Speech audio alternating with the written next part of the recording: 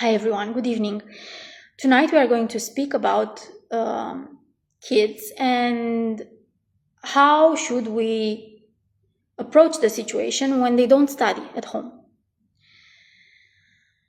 And there are two parts to it: how parents should approach the situation and how teachers should approach the situation. Let's start with the teachers. I'm going to give myself as an example. The way I approach the situation and the way I think every teacher should is, when my student comes and it's clearly awkward, he did not study, I have a conversation with him or her and I explain to him why this is not okay. The parents are paying and are making a huge effort to bring them to me. Or even if it's an online class, the parents are making an effort. They're paying for these classes. Piano classes are a luxury.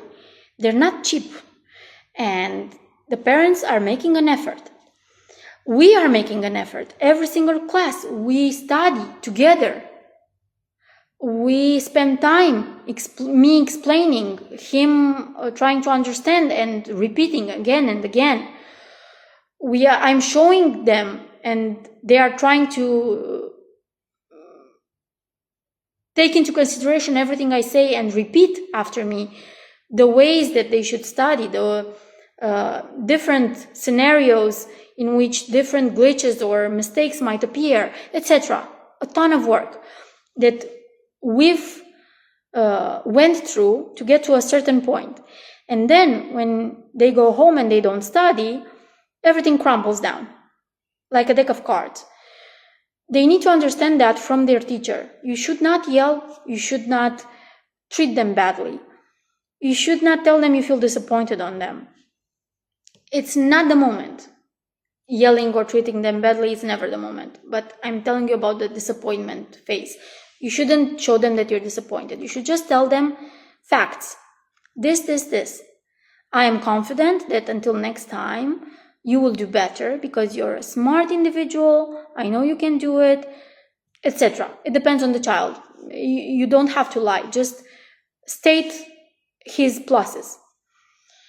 Next time, if this happens again and they still come like this without practicing, then you are going to have basically the same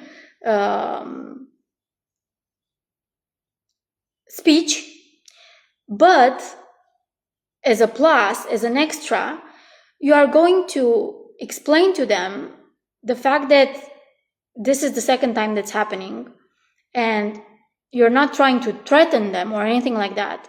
You're not trying to ruin their relationship with their parents or anything like that, or put them in trouble, get them in trouble, but you have,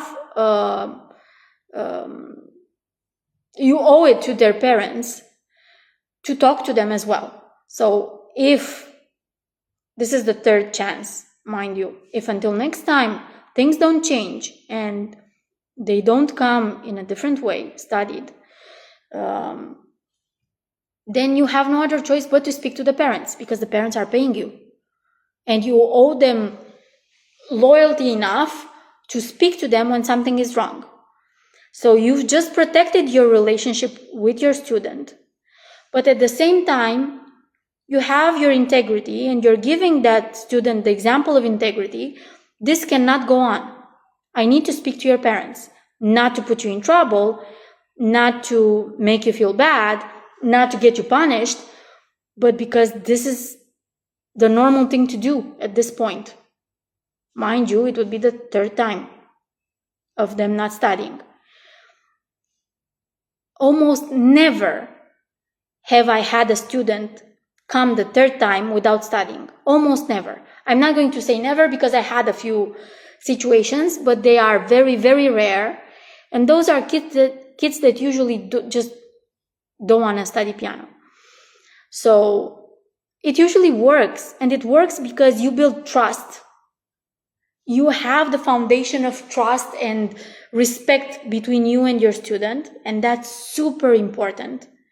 Because when your student trusts you, his brain relaxes, and when his brain relaxes, all the information that you are trying to feed him will stay, won't be just erased by the next day by his brain, because you won't be seen as something that can easily be discarded.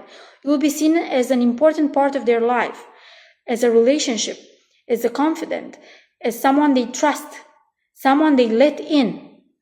So it's going to be easier for you to teach them if you develop this relationship with them.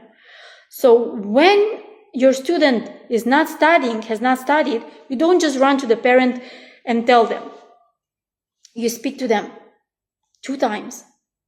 The 3rd time, yes, it's your, you owe it to the parent to speak to them about what's happening, definitely. What about parents?